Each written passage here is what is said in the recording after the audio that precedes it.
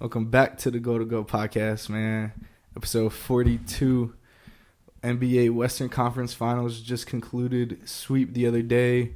Heat Celtics going to Game 5. Heat had a chance to close it out at home. Couldn't do so. Another episode here for the NBA playoffs on Goal2Go, man. Heat couldn't close it out last night. Jason Tatum, he went off. We'll get into it. First, let's start with the Nuggets Lakers, man, and your solar system of Nikola Jokic and what you saw out there. Hitting some crazy shots, obviously. Everybody's probably seen the clips. But let me know your take on the Nuggets first, and then we'll dive into the Lakers after. Well, I mean, at this point in the playoffs, it's just the best team with the best player kind of doing what they do, you feel me? Like, it was a good series. It was entertaining. Like, the Lakers, they had some decent runs, some good punches. They gave the Nuggets everything they have, but I mean, ultimately, if you were watching the games, like Nikola Jokic, Jamal Murray stepped up in some big spots, and you know, going into the series, that was the one thing I kind of mentioned, like Cam Murray step up, and he did, and he was a very, very big reason why the Nuggets kind of finished that series pretty quickly, or not pretty quickly, the quickest possible. Yeah, Murray dropped, 30 in the first half of Game 3, and then I think LeBron basically did that in Game 4, and then Jokic kind of closed it out in that second half for the Nuggets in Game 4. What the Lakers are trying to do what the Celtics did when Tatum and the Celtics went on that 16-0 run. But I agree, man. Jokic, he was too much to handle. AD, I mean, he was getting good shot contests. I mean, behind the head 3-point shot attempts. I guess Jokic is the only player hitting those, but you clearly saw it. Jamal Murray, he gets in his bag. He's getting going. The Nuggets are a scary team right now. They got a lot of rest. I think over 10-plus days, maybe 10 days to be exact, before Game 1 of the finals. So the Nuggets, they're going to be well-rested. The question is, will they be rusty? You know, they're a good team, well-coached. I don't think rust will be an issue because you saw at the end of the regular season, they kind of packed it up. Nikola Jokic didn't really care about the MVP. They kind of had, like, their worst stretch of the season at the end just because, like, they already clinched the 1 seed. They were basically, you know, just resting for the playoffs. So they come into playoffs. Gentlemen sweep the Timberwolves. 6 games for the Suns and then sweep the Lakers. Like, they're handling business in an orderly fashion, so I don't think this time will be an issue. They're clicking all cylinders. Nikola Jokic will be ready. Okay, you heard it here first, man. The solar system of the Denver Nuggets, they look good, including Aaron Gordon and company. He had a big game. Well, he wasn't playing well this series, but he stepped up in Game 4 and was a big reason they won. Yeah, Porter obviously going to keep shooting the ball. KCP got a little revenge against one of his former teams. Yeah, had a couple nice little plays down the stretch in Game 4. So Nuggets, man, they're obviously the team to beat at this point. Yeah, and I think it was a Jamal Murray series against the Lakers this series. I think a stat saying he was the first player ever in NBA history to average 30 points on, I think it was, he had, what's the shooting splits? I think 60, 40, 90. 60, he hit 60 from the field. I think so, or something like that. Let me see. I can pull it up. I mean, 60% is crazy. That would be a surprise. I don't think it might not have been 60. It was 55, I mean. Yeah, 50, 40, 90. Okay, 50, 40, yeah. 90. So he's the first player to average 30 points per game on 50, 40, 90 in a conference finals. So that was like having a player like that next to Jokic, who's the best player in the league, it's going to be tough to stop. I mean, Jokic was sitting there dropping, quote-unquote, quiet 30 balls. So, I mean, yeah, you pair that with Jamal Murray. But, I mean, it is a quiet 30 ball, bro. Because when you watch Jokic play, it doesn't feel like he has that many points just because he does everything else so well. Like, the way his passing is probably the best ability of the game. And then, you know, watching him in transition, he's like leading a fast break as a fucking 7'1" center. Moving at the he's super pace. athletic, but he's leading breaks. He rebounds really, really well. He's a great rebounder. And it's like, oh yeah, and he can get you 30, 35 points a game. It's like, from a center like that, you expect him to be able to dominate because, like, with his size and the way he plays. So you expect the points to be there. It's everything else that kind of stands out that makes his scoring take a back seat, and what makes him such a really like fun player to watch and one of the best players in the league, or the best player in the league, honestly. I mean, I think there's a little bit of a difference though in the credit. Expect 30 points in a Western Conference Finals. I know it just went 4 games, but just expect that on a night in, night out basis. It's kind of crazy to say, and like for it to be a quiet 30 when it really is, like you said. I mean, for Jokic, because he does so much of everything. Like, I know, but it's crazy to say. What I'm trying to get at is it's crazy to say that you could say that about a single player. He goes out and drops 30, and you're not even blinking your eye. Like, it's just like, all right, it's just another day in Denver. Like, so he's gonna be a problem for anybody that comes out the East. He's got to be Miami, but we'll dive into that. The Lakers, man, question marks surrounding LeBron. Can he play next year? Not can he play, but will he play next year? He said I'll still play if I'm 95 or 90% better than these guys out there. Why wouldn't I play? There were some questions, with his injuries this year, full off season to get some rest. Said he wanted to play with Bronny, but then he kind of goes, just because I want to doesn't mean that it'll end up happening. Like, that's just what I want. So my question to you think LeBron comes back next year, and is he wearing a Lakers jersey? I think he does come back, and I do think he's playing for the Lakers. Now, I mean, there's been a lot of stuff floating around, a bunch of different scenarios. Him to Golden State has been rumors that's saying that could possibly happen. Cleveland's always an option, him leaving, but I mean, and now retiring, he's, that's been something that he's brought up, because before LeBron's never really opened that door, but now it's a possibility supposedly. But honestly, I don't think LeBron's going to go out on a sweep like that. And plus, I do think, like, bro, it's LeBron James, arguably the greatest player ever in the game of basketball. Like, there's going to be, like, a big deal when he retires. Like, he's going to do the farewell tour. He's making the documentaries. Like, it's LeBron James. You know how he is, bro. He's very calculated, very strategic. He wants all the glitz and glamour. That's why he's out there in L.A. He wanted to work in Hollywood. It's going to be a big production. I mean, I just think he was obviously very disappointed, because this was a great opportunity for the Lakers team to, add another championship on LeBron's resume. So obviously he's very disappointed going out, getting swept. I mean, he was 4 wins away from the NBA championship, and honestly, like, there was every single game besides like one of them could have gone the Lakers' way. Game 1 went down to the wire. They were in all of these games besides the Jamal Murray one where he took over and kind of went crazy. But I mean, Lakers had leads, could have gone the other way. So, I mean, LeBron is very disappointed, but it's just too much right now for, like, I don't see anything else happening, like, dramatic at this point in LeBron's career. Like, unless it does involve Bronny, I feel like that's the only, like, major change that can cause, like, some crazy movement or something in LeBron's career. But, like, other than that, like, what's the point of leaving Los Angeles? Like, I mean, unless you're going to one of those, like, very few select teams that you could win now. But other than that, like, Miami Heat. I mean, yeah, but, like, it would have to be a trade. Like, what are you giving up for LeBron? I don't know. It is. I was just. No, but I'm just saying, like, realistically, like, what if you're the Heat and LeBron's like, I want to go to Miami. Like, what do you offer? Tyler Hero and whatever else they want, I guess. I mean, like, if I'm the Lake, like, are you gonna give me Bam? Like, is Jimmy Butler in the deal?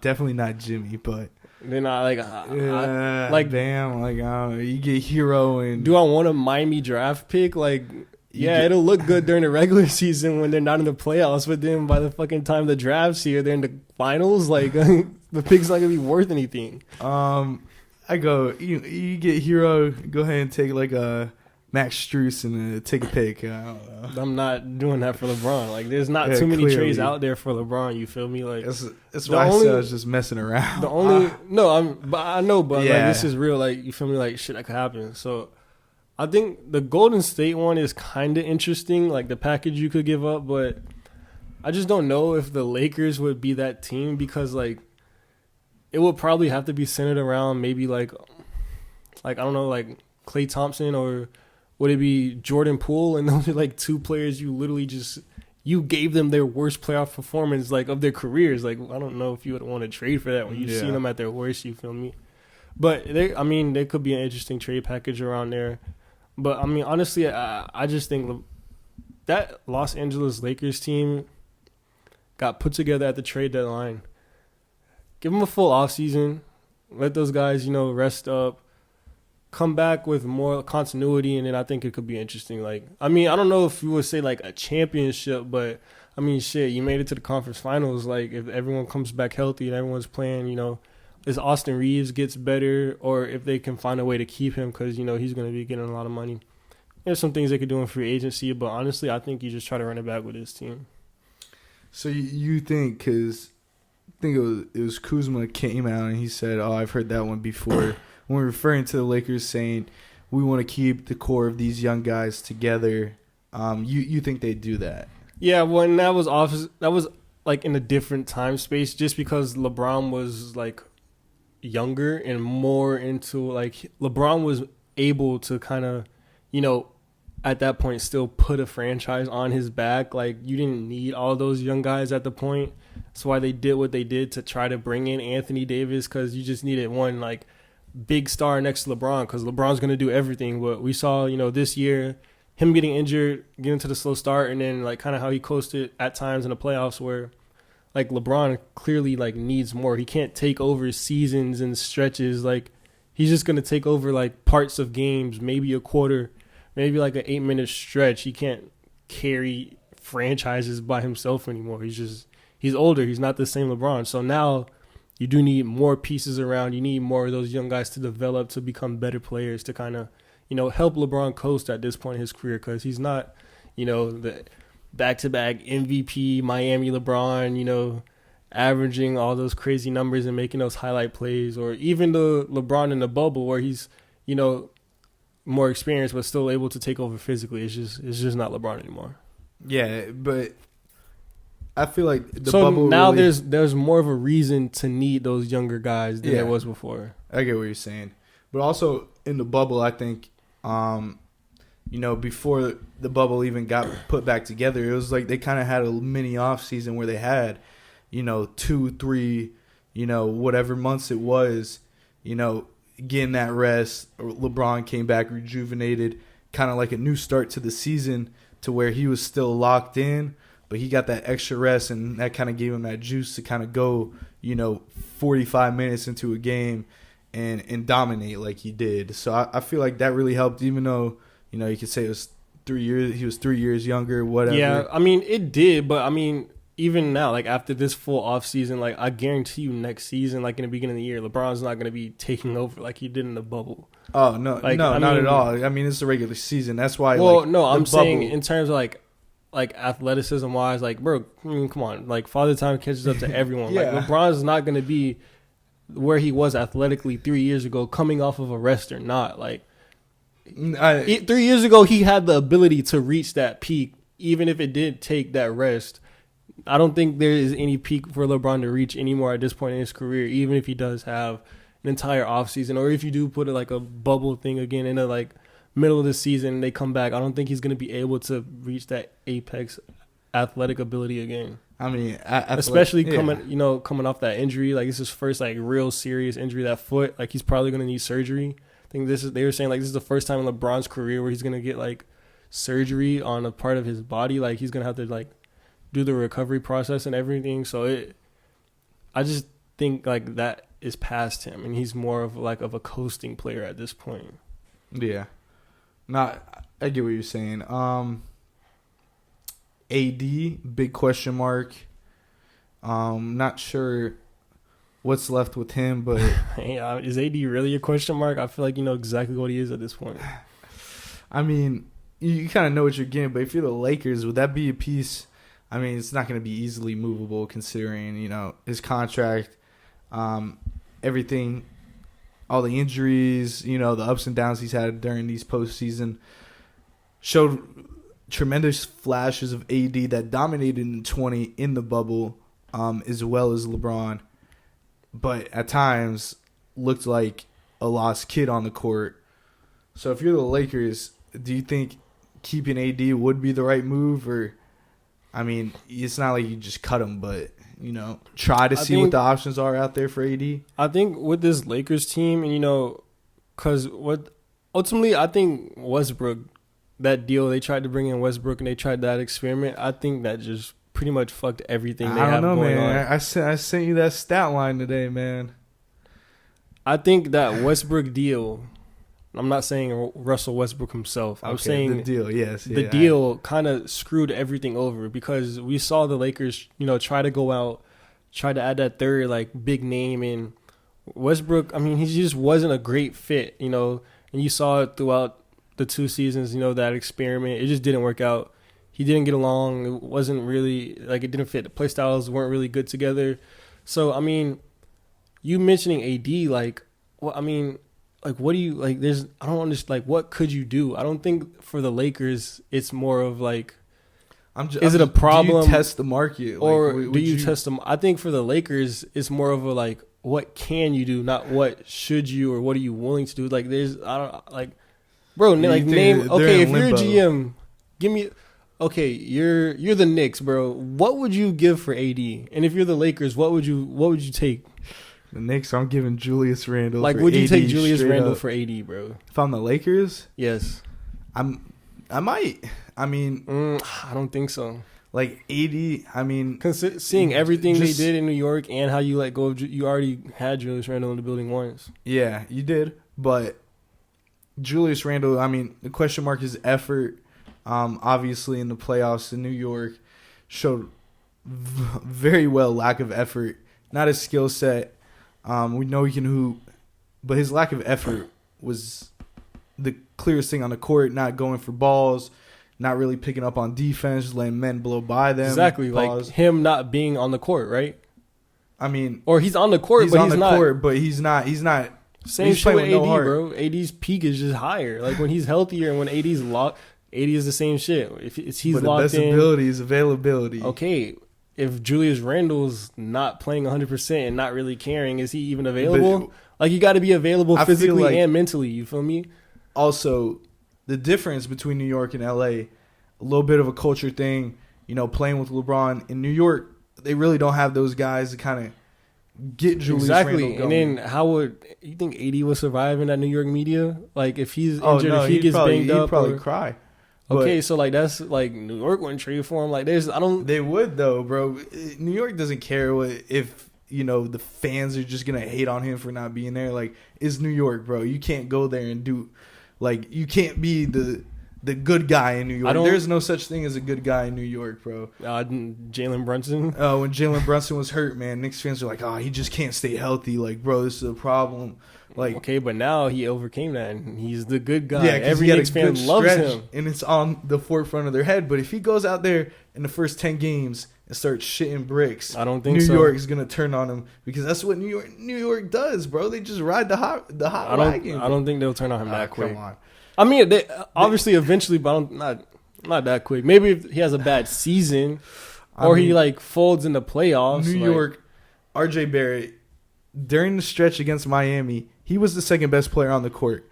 The closeout game 6, shot 1 for 10, and they're talking about R.J. Barrett sucks. He's the true guy. The first 5 games, I mean, R.J. Barrett and Jalen Brunson were the only 2 reasons the Knicks had a fighting chance, and R.J. Barrett was killing the Heat. I just think it's different. That is a good point, but I mean, you have 2 players where Jalen Brunson, as the series went on, got better, and as the series went on for R.J. Barrett, he got worse. So you're seeing one player start in the same place and progress, and you're seeing R.J. Barrett start at the same place, but then just get worse. So I mean, it wasn't even it's like an unfair comparison. R.J. Barrett was hooping exactly, and Brunson was hooping as well, but Brunson elevated his game in that game 5 and 6 where RJ Barrett kind of like his play went down. He kind of, disappeared. So you got one player showing up when the moment's bigger and one player disappearing. Like, obviously he's going to look worse, so I get where it's coming from. Like being compared to Jalen Brunson in that point. Like, we know Brunson's just a better player in general, so like you kind of expect that more from him. But I mean, it is New York. Everything's like under a microscope. It's gonna be so much. You're always gonna have someone mad. Like where you can't please. Like I don't think like AD wouldn't work, bro. I mean, I'm not saying it would. I was just, but like if you're the Lakers, you got to explore options at least. But I'm saying like, what would you realistically get for him, bro? Probably not a lot to make your team better. Like, is AD gonna win you a championship?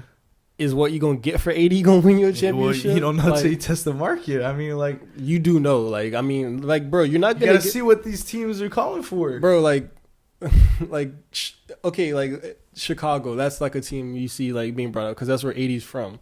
Like, I mean, what could you get from the Chicago Bulls that could make the Los Angeles Lakers like better than what they are right now? I don't want anything from Chicago. Like DeMar DeRozan. I mean, what is he gonna do? Shoot middies all game? I don't want DeRozan. He can't space the floor. Okay defender. He's a solid defender, but I mean, playing with LeBron, he's like 35 too. So I don't want him. They're not gonna give Levine up. That Lonzo contract Ball, plus his no knees. One knows where he's going. Lonzo, they're saying he might not ever play basketball again. Like, exactly. I mean, I'm not saying Chicago is the right fit. I mean, just pick up the phone. What is it? What is it going to hurt? Right, so you might hurt. You think the Lakers shop around? Give me a team and give me a deal. You think that, like, just off the top of your head, nothing crazy, but like a team where you could see it working out. That low key, the Lakers might even just consider or take seriously. I kind of like. Dang. No. I'm trying to think, man. Shit, Boston. What does Boston give up for AD? Well, they're giving up one of their guards at this point. Yeah, they have to be gone. I mean, one of the wings. Yeah, like Jaylen Brown. I think Jaylen Brown unhappy in Boston. The sign and trade. Yep. I mean, I think he's on a contract, right? Well, no, he's coming running up. It's expiring. Yeah. So a little sign and trade. Get AD out. I think for the Celtics it could work. You got two big men and Rob will AD. Horford's probably not going to be there. Yeah, no, he's gone. For sure. I mean, he's up there in age. Horford gone. You stop finally having that debate of who has the ball in the fourth quarter, who's better, like Brown, Tatum, like shadow this, shadow that. Jaylen Brown, he gets out. LeBron now, probably going to retire in the future. Jaylen Brown's happy in 1 to 2 years, LeBron's gone, and he could be that number one, which he really probably wants to be, get out from the shadow. But at this point, he's going to be competing with a championship with one of the greatest players in LeBron James, take a lot away from his game, and just learn. I mean, Jaylen Brown, I think he's still like, 25?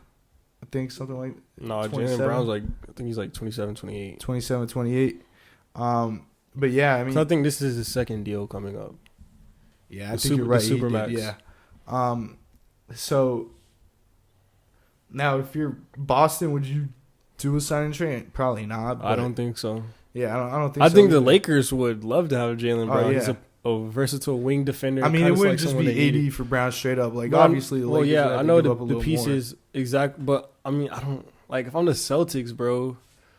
I don't think. I mean, how many more years if you're the Celtics do you try to run it back with this duo? That is a good point, and we can probably talk about that. But from the Celtics' perspective, is like, what's the main issue with Jason Tatum right now? It's like it's just consistency. Exactly, and kind of like his attitude. You feel me? Like, yeah, he looks up to Kobe and he wants to be like Kobe, but he doesn't have that killer dog in him. You feel me? Like, he's not a true number one. Like, I'm gonna just be like, I don't think Jason Tatum can be a true number one. I think he can be a first team. I think he can be a number one at times, and I think he has the talent of a number one. But like he doesn't have like that dog in him, where like there's times where he kind of fades away and like he disappears. AD is not the person to pair with that.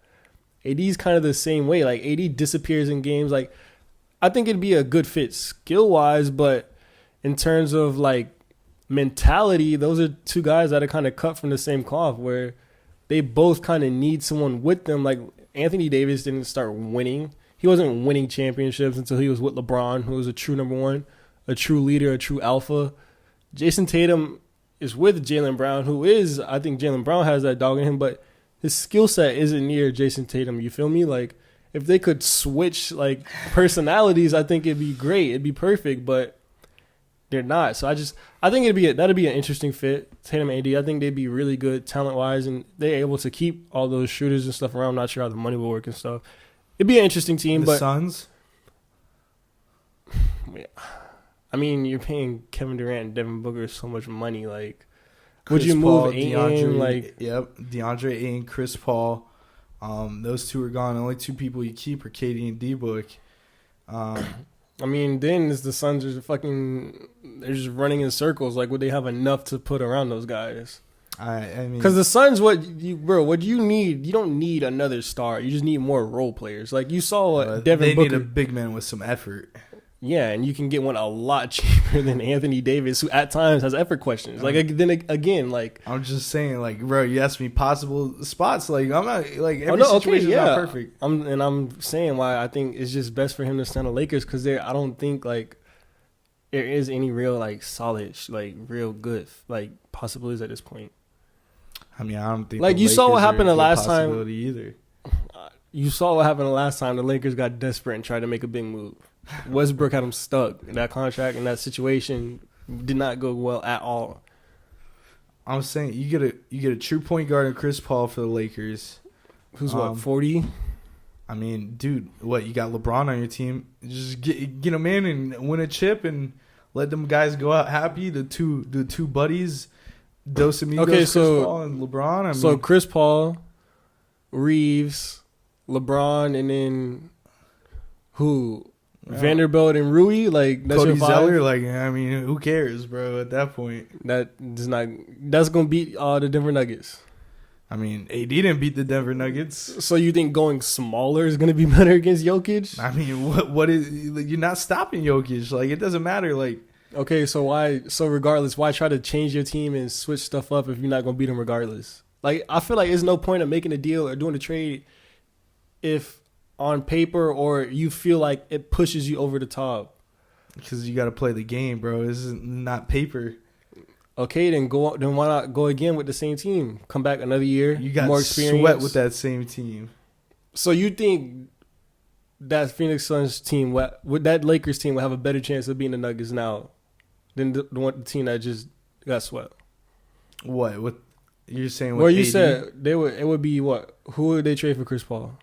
Ayton and Chris Paul add to the Lakers. Yeah. Okay, so you paying? Are you going? You got to pay DeAndre Ayton. Yeah. So you're gonna lose some role players. You probably don't got enough money to pay Reeves at that point. You're already paying AD, so this is like a contract swap. Okay, so then you probably don't got enough to pay. What? Only Reeves come in or what? Because now you adding Chris Paul, he's probably gonna have to restructure. Because the Suns fucking gave him a shit ton of money. Bro, I mean, there's a lot of things that go into it, bro. But like, you just asked me off the top of my head. That's what I'm saying.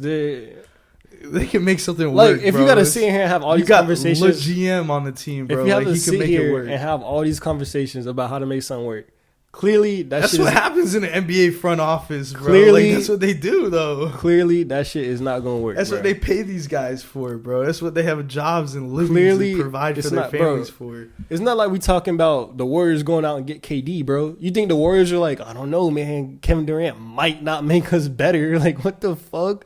Like, you know if your team's gonna be better or not. Suns probably said the same thing, but they gave up. This is different. Kevin Durant was a free agent. He's not giving shit up. But you got to trade for something. Like, you have to trade. Like, okay, the Suns thought the same thing. What was the consensus or the pushback around that trade? You're talking about the role players, bro. What was people saying? They didn't have enough help. Like exactly, and that shit came out to play. They didn't have enough help. They didn't have enough people around them. So you get rid of. So and then when KD went to the Warriors, what was the pushback? He had too much. Exactly, that team too good. How could he turn on the Thunder? But They just took him to 7. I'm confused at what your point is. Like, It's in order to trade for somebody, you have to give up something. Like, you just staying stagnant isn't the Lakers. answer. The Lakers aren't stagnant. They could get better. So you don't think Austin Reeves is gonna get better next season? And Rui Hachimura. That's like saying like Tyler Hero is the answer for the Heat. I still don't believe in Tyler Hero. And it's been 3 years since that bubble, and he's still at the same place on the bench, hurt. That's different. Injuries you can't account for. In the bubbles, I mean, you're like, oh, he's 19. And he was regardless, hooping. at the end of the day, bro, only one team can win the ship, bro. Like, so, I mean, like, I just don't think it's no point of doing, like, marginal trades or, like, doing stuff like that. That's going to keep your team, like, in the same spot. You might as well try to run it back with that same team. Another offseason, more chemistry. Because at this point, you bringing in a whole new team, like, you starting over again from ground zero. That's the association, bro. This is what they do, though. Like, but, I mean, you don't have to do it. I mean, it's just the Lakers, bro. It's just, it would not surprise me if they did. That's all I'm saying. I don't think anything major will happen to that roster. We'll see. I honestly don't either. I was just bringing up the question. Like, I think they kind of run it back. I think they have to make at least some move. I don't know what. I'm not a GM front office member, but like everything is also different, bro. Like the landscape, like where the league at, like everything goes into it. Like the available free agents, like bro, like your boy Kyrie Irving, like that's like probably like the best free agent you could bring in. Like who else you gonna bring in? I would not bring Fred Kyrie. Van Vliet, like that's somebody that's out there. Like Van Vliet's a good option. They saying, oh, would you trade for Trae Young? Like I did see that, and it's a little shaky too. And it's just tough, bro. Because none of these trade moves, capital to the Hawks though for Trae Young. Exactly. Like, I mean, who would you give up? Like, fucking, like, would you try to trade in Reeves and, like, D'Lo, like, picks or some shit? Like, it's weird. If you're the Hawks, I mean, yeah, you might want Reeves, but, like, do you want D'Lo? Probably not. For Trae Young, I think you can find a better deal somewhere else. 100%. 100%. Exactly. So I'm not even picking up the phone that's for why. the Lakers. that's the thing. That's where I think the issue comes in. I don't think people going like the Lakers don't have a lot to offer, bro. I don't think they have any like very positive trade assets. It's very true. So that's where I kind of think the issues run. Where, yeah, I think like you mentioned, I like the Jaylen Brown. Like, yeah, I think the Lakers would love to bring in Jaylen Brown. I don't think the Celtics racing to go pick up Anthony Davis. But I think they're racing to pick up the phone and see what people want for a sign and trade for Jaylen Brown. If that's and I think you can get a lot more than an injured, banged up, never there Anthony Davis. You get a little extra pieces in there too. You get Reeves, and you kind of get Reeves, who's at. So if you're Bradley Stevens, say the Celtics losing 5, yeah, coming off that disappointing season. You want to make a move. You don't think this tandem going to work. You calling offers. The Lakers say, we'll give you you can't give I don't think Anthony Davis and Reeves. Because at that point, I think you either re-sign Reeves and bring him back or you let him walk. So, yeah, he's a free agent. Yeah. So what? Anthony Davis. What else? D'Lo and a first-round pick. 2 first-round picks for Jaylen Brown. I think you go. Shit, maybe we'll throw in Vanderbilt too. I mean, I don't think you do it, bro. I think you can get a bet. You can get a bet. I think you can get more from. Like shit, they talking about fucking Jaylen Brown want to go to Portland. Like you could get like is Dame in the air? Like could you get Damian Lillard? Like wait, if Jaylen Brown go to Portland, I think the Dame number would 3 pick. stay. The number 3 pick, like. Dude, that's what I'm saying right now. It's tough. It's not like there's no like, which this could change throughout the offseason. OKC, you think they keep that whole core together? I don't think OKC would want to bring in Jaylen Brown. It's just a question. I mean, they got a lot of draft capital. They do. Young guys. You get a more proven guy in Jaylen Brown, a 2-way player. Add a little extra age, someone that has that playoff experience. I don't think it's going to happen, but, I mean, you feel these options you feel out these teams, see what they're talking about.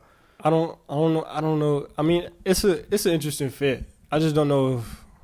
Yeah, I don't know who they. Especially the Celtics Giddey, right now. Like not. the Celtics are in win now. All those guys are young. They're still developing. Like they don't. I mean, maybe if he was not looking to contend right this second, maybe they would do that. But and I was gonna say like this might change like later in the offseason because there's like people talk question whatever. I just don't think like right now there's like like look at the names we're talking about like maybe Jaylen Brown and Trae Young's a fucking shot in the dark, bro. Like there's no real like players that can push a team like the Lakers who are trying to win right now like over the hump like.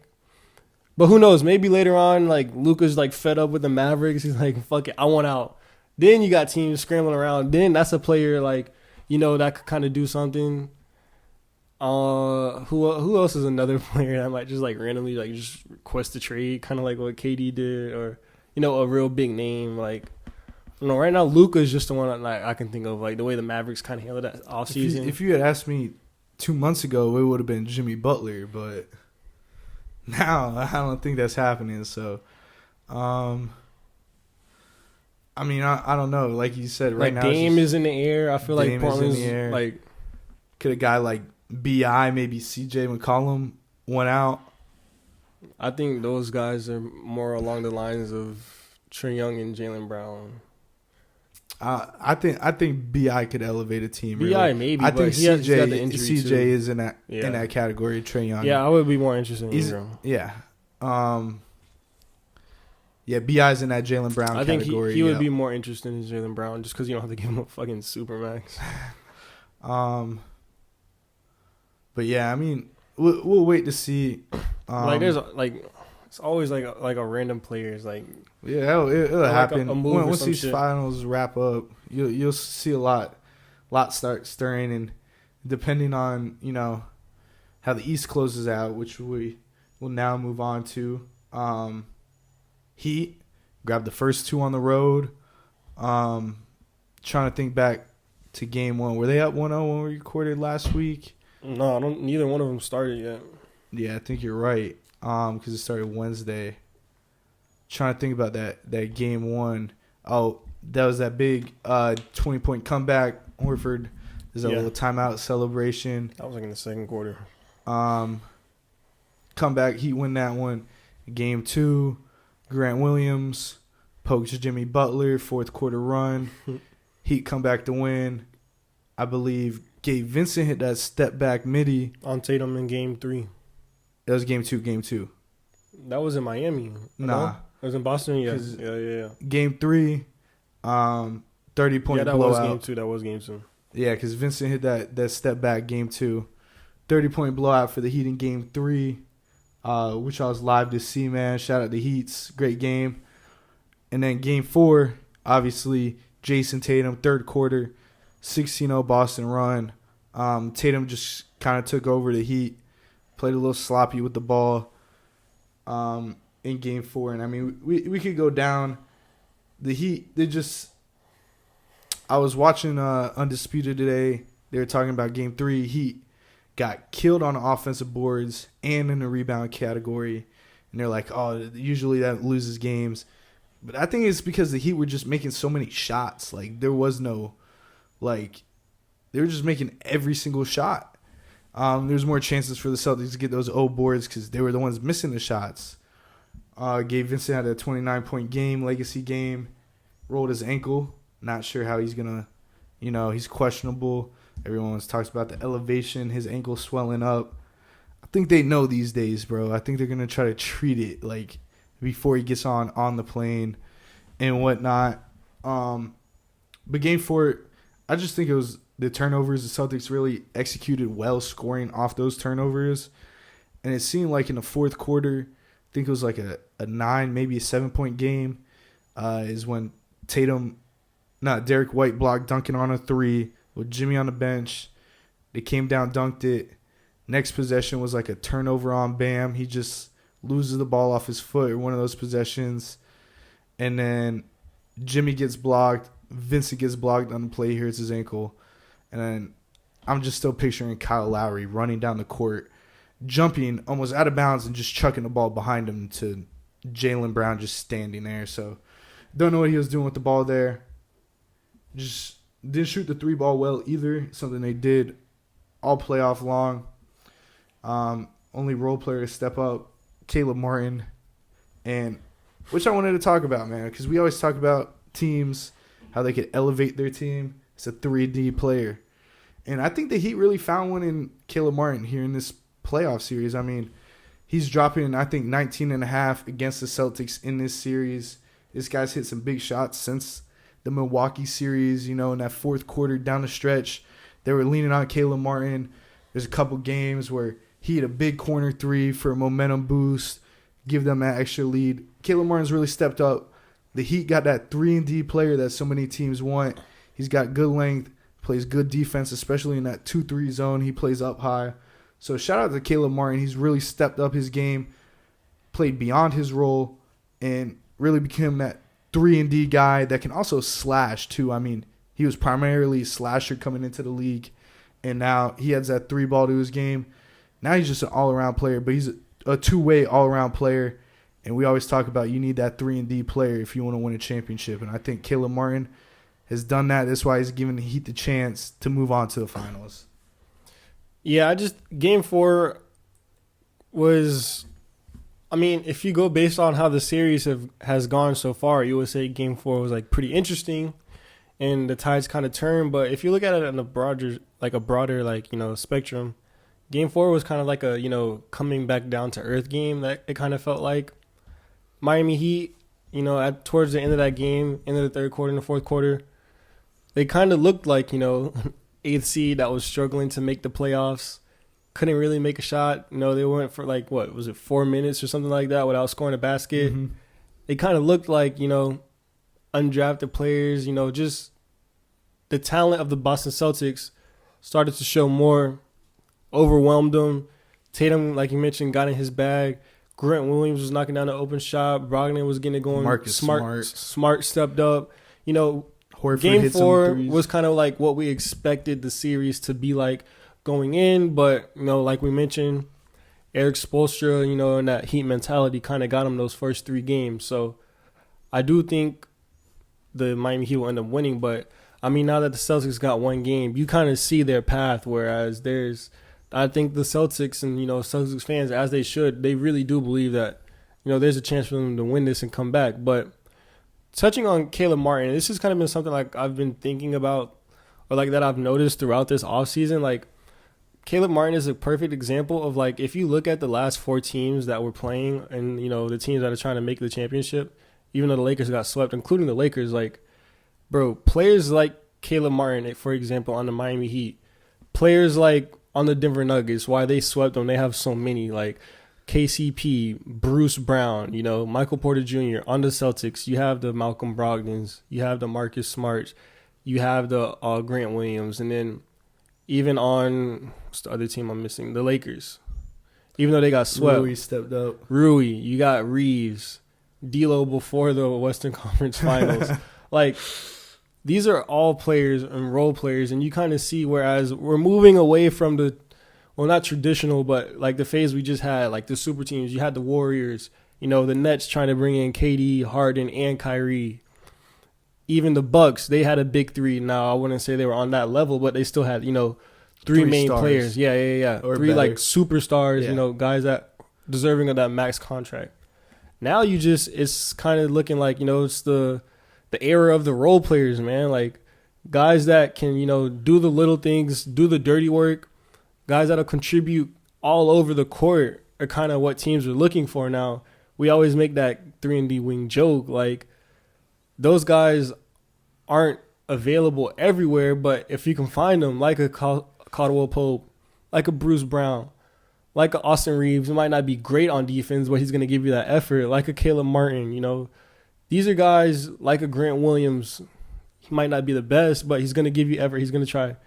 Role players are really stepping up, man. So I think that's pretty much I know Jokic, he's averaging this triple-double. He's going crazy. Jason Tatum dropped to 50 in the playoff game. Jimmy Butler had 56. But the reason all of these teams are competing is because we're seeing team basketball and everyone else step up.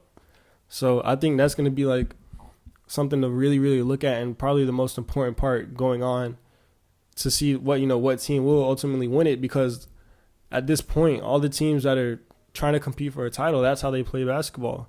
Look at the teams that lost, bro. Clippers. Yeah. Paul George, Kawhi. They're not playing. They're not healthy, but I'm saying, they're not there. Westbrook. Who else gonna step up? Norman Powell, Terrence Mann. It's not that much there. You feel me? Now, if Paul George and Kawhi was there, and those guys can be their role players, that's a team. But now you're asking them to step up, be number ones, be number twos. Westbrook at this point in his career, carry this team. No. Now Westbrook as a number 3, come in and give us some energy, play hard. That's where he's positive at. That's where he benefits your team. The Suns, we've been talking about the Suns, since they made that trade. What's their biggest issue? They don't got no depth. No one else there. Look at the Bucks. Yeah, Giannis is one of the best players in the world. After that, who else they got? Holiday. They're saying Holiday the best perimeter defender. Okay. What else? Middleton coming off an injury. Exactly. Holiday kind of disappears. Who else gonna step up? Middleton ain't looked the same since his injuries. Yeah, banged up. Grayson Allen taking a Euro with a second left. Are you gonna rely on 36-year-old Joe Ingles? Pat Connaughton, Brooke Lopez, his game's limited. Yeah. You feel me? All these teams that are losing. Timberwolves, Anthony Edwards, who else? Cat don't want to win. Jimmy told you that. Rudy Gobert? You want him on your team? You don't want anything, man. What is Rudy Gobert going to do? Catch a lob? Maybe. But I kind of want to butt in real quick. Yeah. You mentioned a great point in the role players. We're in the role player era. And you mentioned the Nuggets and the Heat. The reason I think that these role players can step up on these two teams is because, you mentioned Jokic is a great scorer, but his best ability is facilitating, getting his teammates involved. Exactly. Jimmy, we know him. He's not a primary scorer. He wants to go out there, get his teammates involved. You even heard it in the post game, when Jimmy and Bam, they got their trust in us, it makes us go a long way. So it really elevates those role players' games. Mm-hmm. And back in the day, it used to be, the role players used to have big home games. Well, you watched Game 2, Gabe Vincent taking a big shot in the fourth quarter, step back, knocks it down. Caleb Martin in Game 2, he had 25 points coming off the bench with 4 rebounds and shooting 68% from the field. So I think when you have those stars that are not afraid to get the other guys involved, I'm not saying D-Book and KD, they're not great players, but they're not known to be the facilitator to get the offense going. So when their game's off, now you're just kind of oh, this guy's got to hit a shot. As opposed to Jimmy and Jokic, they get that trust going early. Yeah, maybe in the third, fourth quarter, I demand the ball. I step up, go get a bucket. But get the guy's confidence going early. I think that's why those role players are able to succeed, is because the superstars on their team aren't afraid to kind of just facilitate for a little bit. And I think that's why. No, that's dead on. And it shows, I think facilitating comes in many different ways, because when you think about basketball, you think about facilitating, who you think about? Point guard, doing the assists, setting people up. But it's not always just the whereas assist. In this point, with Jokic, I think it is because he's the best passing big man of all time. The way he sees the court, the way he sets his teammates up, that's facilitating. Yeah. But with Jimmy, I do think it's different. Jimmy doesn't facilitate in basketball. It's Jimmy's mentality that facilitates. His mentality and his belief, like you mentioned, in Gabe, in those guys like Bam, in those guys like Martin, who's stepping up. It's not like Jimmy's out there, making the right pass every single time. No, it's Jimmy telling these guys, bro, take that shot. That's your shot. You feel me? Now, on Jokic probably not out there saying oh, take that shot. I want you to. No, Jokic said, just go give cut. me the ball. Exactly. I'm going to put you in scoring position. He has that vision. Jimmy's not out there doing that on the court. Jimmy's leading, and his leading is facilitating. So that is a good point that you made. I think the way those two teams, and that's why the Heat are up 3-1 right now, and that's why the Nuggets were able to sweep. It's because they have, and that's going back to that AD conversation we was having. With him and Tatum, they have a leader, a true number one. Jokic is, bro. I think it was it might have been game 4 or 3. I don't know. I think it was game 4 because they were in LA. Like, it was Jokic and Aaron Gordon running a high pick and roll, bro. Yeah. Now, okay, if Aaron Gordon is running a pick and roll, like, that's a threat. You feel me? Him cutting to the basket, like, that's something I want to go to defend. Bro, and LeBron, in the corner was Michael Porter Jr., opposite of the play, bro. He was in the left corner. Yeah. Bro, they running that pick and roll. LeBron sees Gordon rolling. He don't even leave Porter Jr. open. He just take one step. He just nudges that way.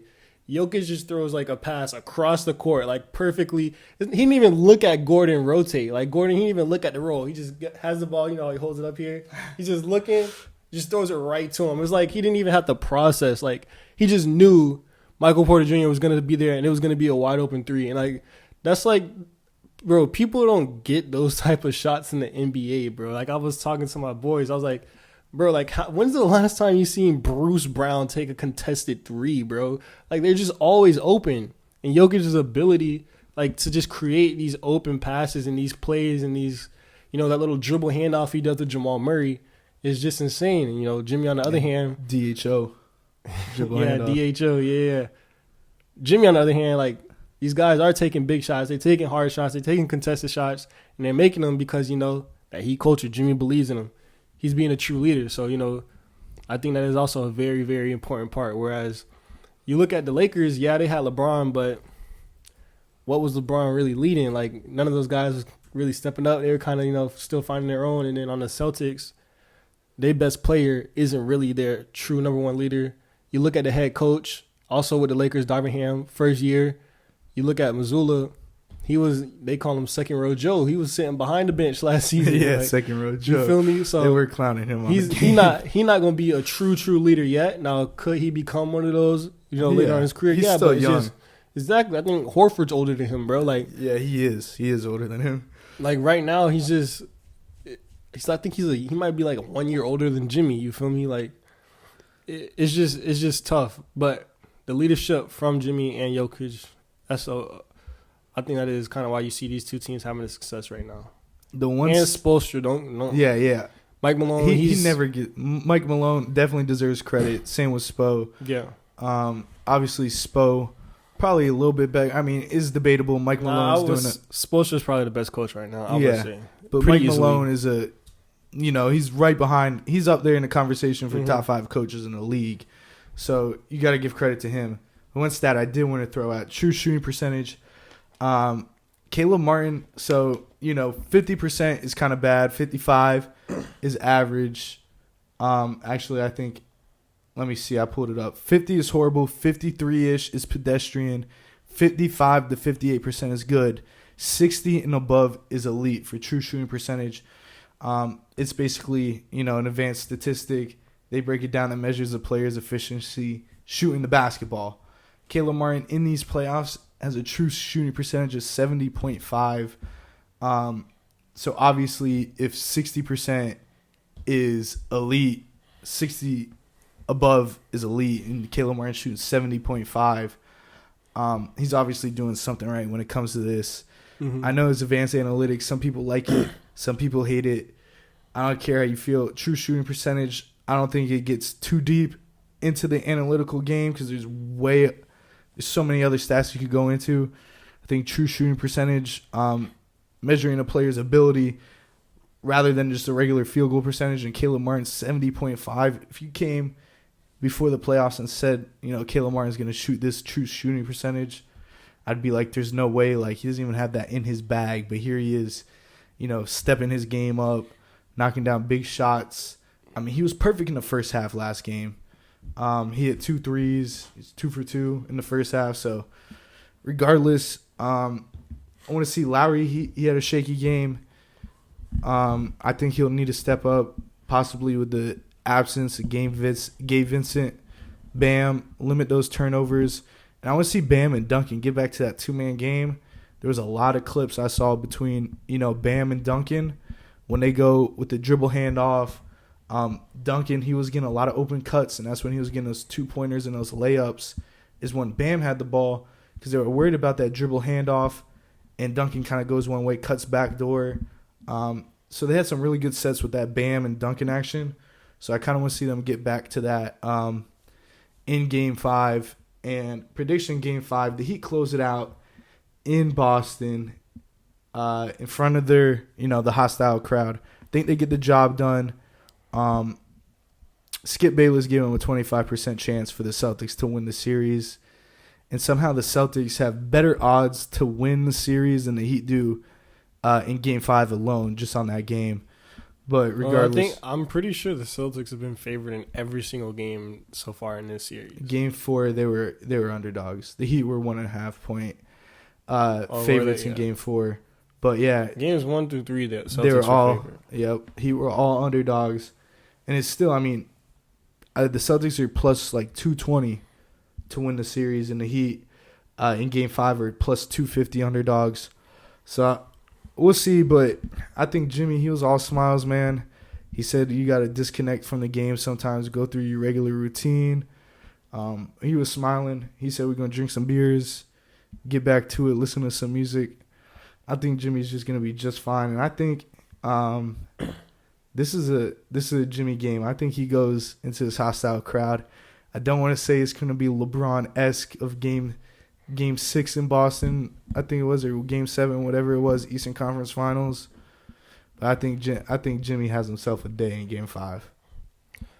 So I want to ask you a question. This is kind of like along the same lines because, about the Miami Heat and Boston Celtics. But, listening, because I was having these conversations with my boys, and then, listening to the Bill Simmons podcast after the Boston Celtics lost, there was kind of like this, like, it felt like there was kind of like the league was like kind of at a weird shift because of like the amount of success the Miami Heat were like having. So I want to ask you, like, in terms of like not like the future of basketball, but in the way the league is heading, do you think like because the Miami Heat has had so much success like with these undrafted players, with these late round pick guys, these guys they're kind of just finding out of nowhere. And, the way they were able to overcome being an 8 seed and losing in the play-in, like they were, like it looked like Chicago could have possibly beat them in that play-in. They should have won that game. Yeah. I mean, I was sitting there watching. They had the game in the bag. Looking at Jimmy Butler's performance during the regular season, where you don't really hear from him at all, kind of like he's coasting. Do you think like the way the Miami Heat are winning right now is like a real like recipe that teams could kind of replicate? Because everything's like a copycat league. Like everybody wants to find the next strategy, the next edge to win. So do you think like the recipe the Miami Heat has right now, like what they're doing, is that like sustainable, and like is that something like other teams should try to like kind of look to continue to do in terms of not prioritizing these big names, kind of get you that one star and find these pieces around them and kind of not care that much about the regular season and focus mainly on the postseason? Or do you think like this is kind of like an anomaly or a fluke for the Miami Heat? I wouldn't say anomaly, fluke. Now, I don't think it's a sustainable kind of way to go about it, because if Jimmy goes down, let's just keep it blatant how it is. The Heat are fucked, okay?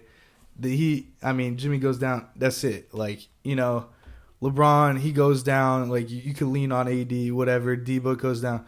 Yeah, I mean, they're not going to be as strong, but they still got a chance. They still got a superstar on the court. It's not really sustainable. The Heat were, quote-unquote, coasting throughout the regular season. They had a lot of injuries. Jimmy missed time. Bam missed time. Hero missed time. Lowry missed time. Like, these guys, they were all hurt. So, I mean, they didn't intend to be an 8 seed. I mean, they were a 1 seed last year. So it wasn't like they were coasting last year. And in the bubble, they were the middle of the pack team. I forget what seed they were, but they were a middle of the pack team. I just think that, the Heat culture, I think, should be replicated around other teams. Like, don't put up with that, that BS. We're not here for the soft. We're here to work. We're here, as a team. We trust each other. Like, top fit conditioning, like, obviously that's what the Heat practice and instill in their players. And the Heat culture, we all know it has become a real thing in the NBA. That's why I think, in Minnesota, like, I mean, we all know about the incident cutting off the Timberwolves off his T-shirt. Jeff Teague was talking about it. They didn't have a culture. I mean, Jimmy's the epitome of a grit player. He's a grinder. Even in the Chicago days when Tibbs was his coach, I mean, he was running players to the ground. That's who he is. And I think with Jimmy, they found that perfect fit. Now with the undrafted players, I mean, the Heat have always been doing it for post LeBron era. You look at them. I mean, Tyler Johnson, he got a bag. Who is he now? Exactly. Wayne Ellington. I mean, they called him the man with the golden arm. He was one of the best 3-point shooters on the Heat. That's where they started that little dribble handoff play that they run for Strus and Duncan Robinson now. You got guys like James Johnson. He was a decent player. He's bounced around in the league. He's always just been like that tough guy, that fighter. Hassan Whiteside, who is he? Like, I mean, the Heat have been doing this, the scouting. They have been doing it. It's not really sustainable, just to put those guys onto a court. I just think Jimmy is literally the perfect fit for Miami. And the Heat have been doing what they've been doing for the last 6 years.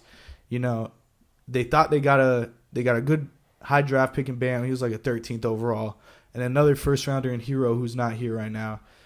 I don't really think it's sustainable, but you implement that culture, and I mean, I don't know how, these scouts find them, considering, you could say all these undrafted players, whatever.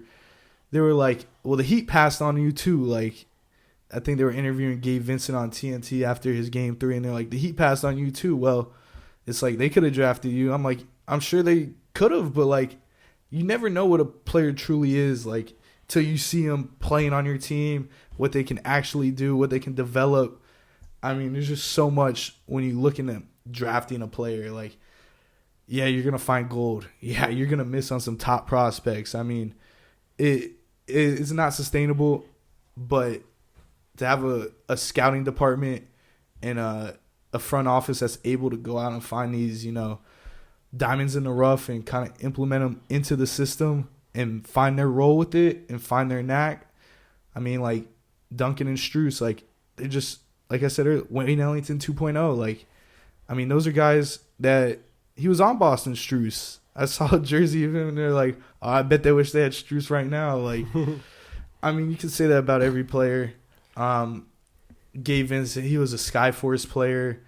I mean, you could look down the Heat roster. Omar Yurtsevin, he is another guy that's a G League baller. He's not really playing, but like he might be a guy in the future, might get some playing time down the stretch. So it's not really sustainable, but if you find these role players, it sure would be nice. But I mean, just look at the past couple. I mean, you got Jokic and Murray right now, who obviously the clear-cut favorites in the Nuggets to win it all. Mm-hmm. I mean, those are two top players in the league. I mean, Jamal Murray, pre-ACL, he was balling. Yeah, two elite players.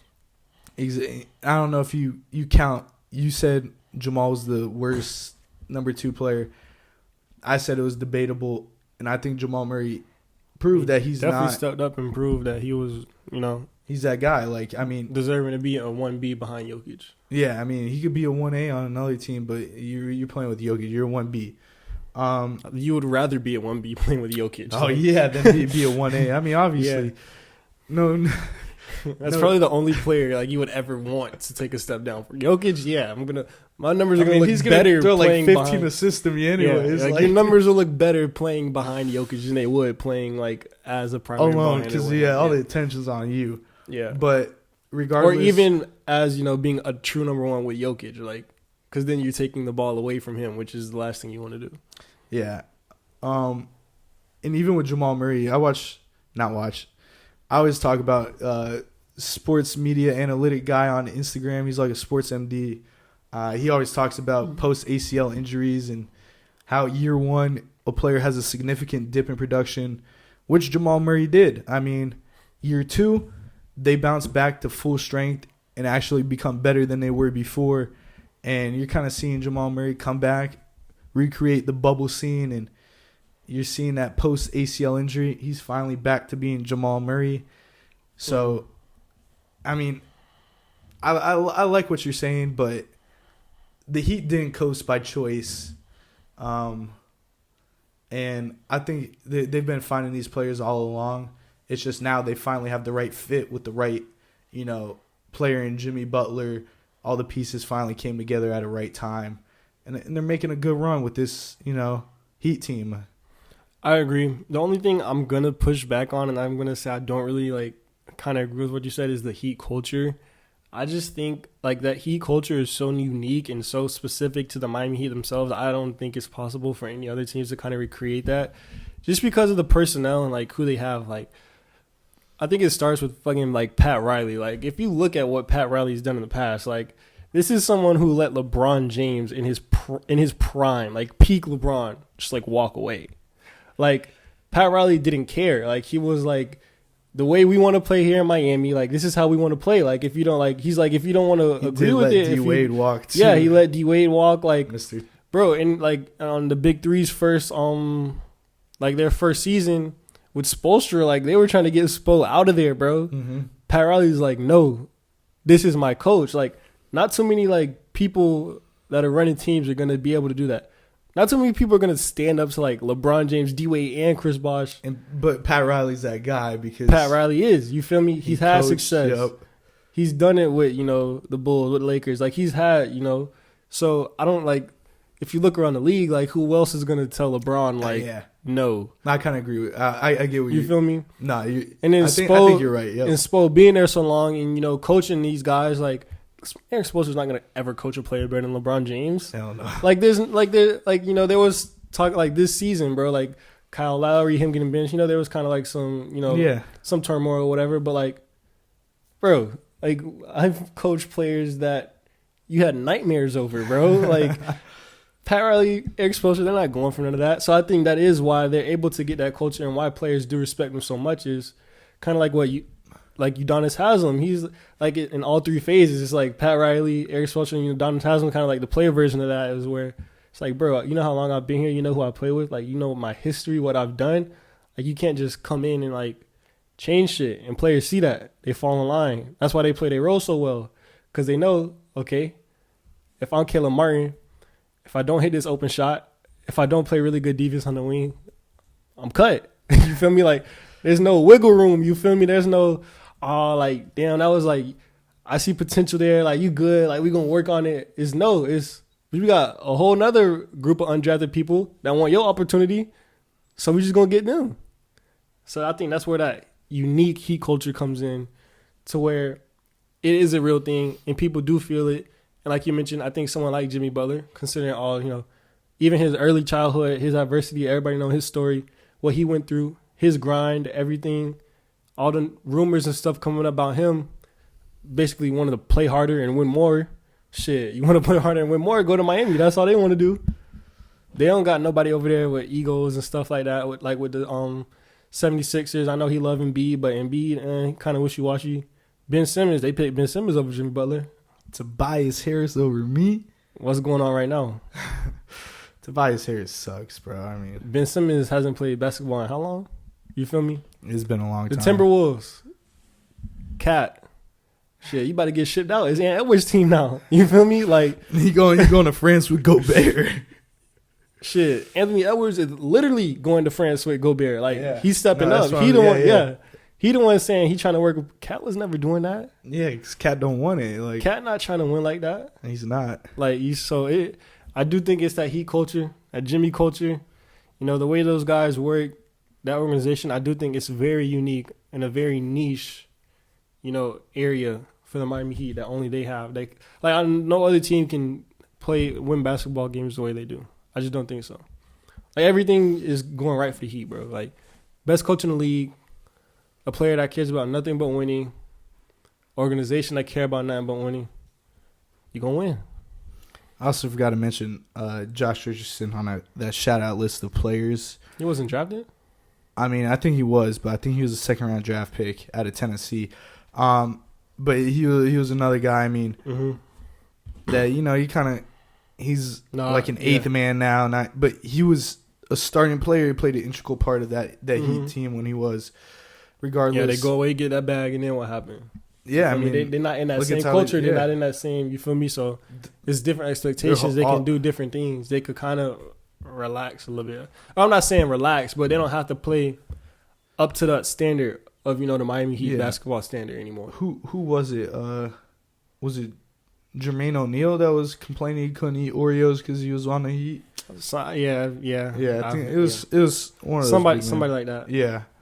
Like I've heard the stories, you know what I'm saying? Like coming into training camp, you got to be able to like certain run body fat percentage. Body fat percentage. You got to like run a mile at a certain time or something like that. So, yeah. Pat Riley. So the game 5 tomorrow. Your prediction? I said Heat in 5. What do you think this game? You think it goes 6, 7, 5? I think the Miami Heat get it done next game. Okay. I think it's gonna take a great Jimmy Butler game. It's gonna take Bam, scoring as well on the glass. It's going to basically take everything the Heat have been doing this entire playoffs. It's going to be they're going to need everybody to step up, everybody to contribute. Gabe Vincent going to have to keep playing nice. Struess going to have to hit his shots. Duncan Robinson, like everybody's going to have to keep doing what they're doing. But looking at it from a Boston Celtics standpoint, we got to just replicate all we did last game.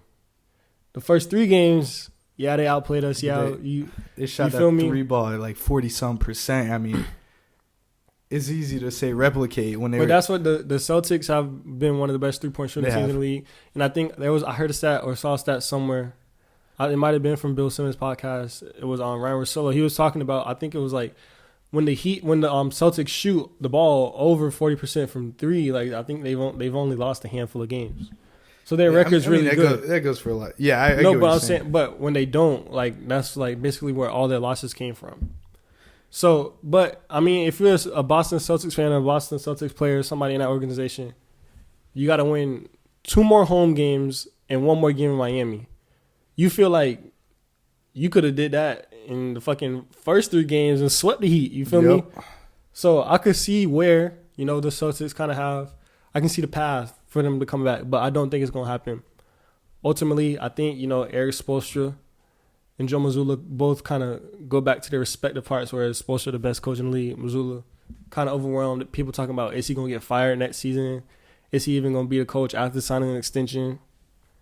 I think he's still going to be the coach, but, I mean, it's a learning experience.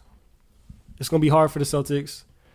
The Heat at this point kind of have that mental edge over them already. They won 2 games in Boston. They like, shit, what's 1 more? You already got 2, you feel me? I mean, plus the Heat like, Jimmy Butler, he liked this. He literally said it after Grant Williams started talking shit. Like that's what gets him going. Like this is what Jimmy wants. He wants to be the underdog. He wants the adversity, so he can overcome it. So he can fight it. That's what motivates him. So I do think the Heat. I think the Heat handle business in Game 5. But from a Boston standpoint, I can see where there is a possibility because, like we mentioned, coming into the series, they're the better team talent wise. On paper, they supposed to be the better team. Throughout the whole regular season, they was the better team. But shit, out of the last 4 games, out of 3 of them, they was not. So that's just what it's gonna come down to. End of the press conference, Jimmy did say, he said, we play better with our backs against the wall. He's like, we're gonna play a little bit more motivated right now.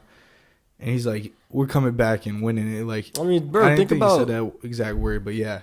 Think about all of Jimmy Butler's greatest moments in his career. It's all adversity, all on the wire, all when it matters the most. I mean, I saw a stat, I don't know if I said it last week, but the Heat went trailing 10-point games. Yeah, that was Nick Wright's stat. I seen that, bro. 71% win percentage when the rest of the league's at like 19. Yes. Yep. So back against the wall, getting the job done. And then Jimmy, I think he's had the most 30-point playoff games since he's joined the Heat. He's had the most steals per game since he's joined the Heat. Like Bam trails only LeBron now for Heat playoff double-doubles. And when Bam scores 20, I think it's an automatic lock if the Heat win. So if Bam scores 20, you might as well chalk up the Celtics for an L as well. Mm-hmm. Yeah, I think the Heat get it done. But on the flip side, I think this season the Celtics are 7-0 facing an elimination game. They are. So Jason Tatum, we talked about Tatum don't really got that dog on him. He's not really that guy. Shit, elimination games against the Sixers in that 4th quarter. Yep. That was an elimination game. In Game 7, when he put up 50, that's an elimination game. Last night, elimination game, what they did at the end, Jason Tatum throughout the whole game, he turned up. So we're going to see the best Jason Tatum. When his back is against the wall, he's going to perform his best. Yep. So I'm not saying that they're going to win, but I'm just saying, like, no, yeah. You're going to get the best from Jason Tatum because this is when we see him play his best. We throwing stats, and I did hear that. That's a good stat. The Celtics are undefeated on an elimination game. They're 4-5 at home in the playoffs. Yeah, that is also, they haven't been good at, but I think they have a better, since last year, they have a better playoff road record than they do at home. Yeah, so. I mean, if they're 4-5 at home and they're the 2 seed, they got to be winning on the road at least. So now they're going back to home where, it's been a little shaky. So we'll see. Regardless, that game. I think game 5, I think game 5 is going to be the best game of the series regardless. I mean, that game, too, is tough to top. But No, I'm talking about basketball overall. I think this is going to be the best game. Oh, because right now, both teams are really, really, really playing for something. Yeah. Now, I feel like if the Celtics win, the Heat, it's going to be tough for the Heat to overcome that.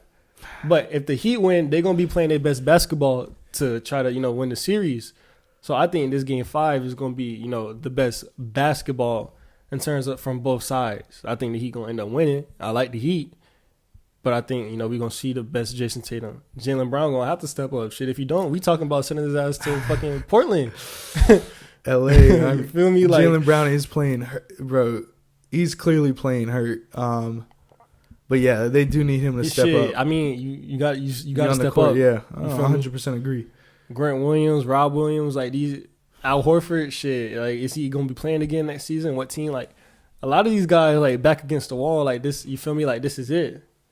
So they got no other choice. Now for the Heat, you don't want to be that one. You do not want to be that one. All right. You feel me? Now you got the right people. You got Jimmy Butler. You got Bam. You got Spoelstra. I don't think they're going to be that one. I don't think it's going to happen. And they the type of people to go out to make sure that shit don't happen. And for them to make sure it don't happen, they got to play their best basketball. Mm-hmm. I think that's what's going to happen. I think Swell going to have them ready. Think they're gonna play great basketball, so I think the Heat are gonna win. Yeah. It's gonna be a great game. It gotta be. Yep. We'll see, man. Tomorrow night, 8:30 Eastern, in Boston at the Garden. We'll see. 2 teams, Heat trying to clinch, head to the NBA Finals for the second time in 3 years, and the Celtics trying to go back for the second year in a row. Kind of the rubber match between the two in the Eastern Conference Finals. With these 2 teams' eras. So we'll see, man. Goal2Go, episode 42, man. NBA playoff edition. Next week, we should be back with the finals set to be determined how long the series goes. I think either way, we should be finals ready next time we record. But nonetheless, man, you got any last comments, thoughts, anything? Nothing. Goal2Go pod on TikTok, man. Like, comment, share. Goal2Go YouTube. Like, comment, subscribe, man. Go ahead, post a notification button. Till next week, man. Go Heat. Appreciate y'all.